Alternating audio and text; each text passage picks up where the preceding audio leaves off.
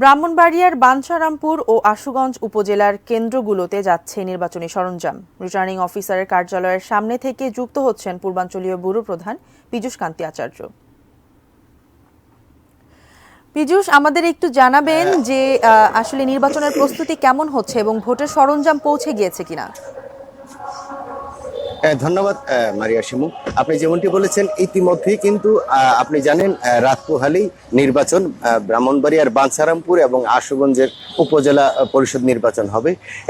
দুপুর 12টার পর থেকে কিন্তু নির্বাচনী যে সরঞ্জাম আছে সেগুলি বিতরণ করা শুরু হয়েছে।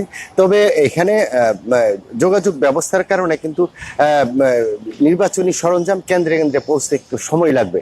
তবে আশা করা যাচ্ছে রাতের মধ্যেই সকল সরঞ্জাম পৌঁছে যাবে। এবং এখানে আরেকটি তথ্য দিয়ে রাখি, এই নির্বাচনকে নির্ঝঞ্ঝাট করতে কিন্তু পুলিশ নানা পদক্ষেপ নিয়েছে। ইতিমধ্যে 1030 জন পুলিশ মোতায়েন করা হয়েছে এবং থাকবে র্যাব এবং বিজিপিও থাকবে।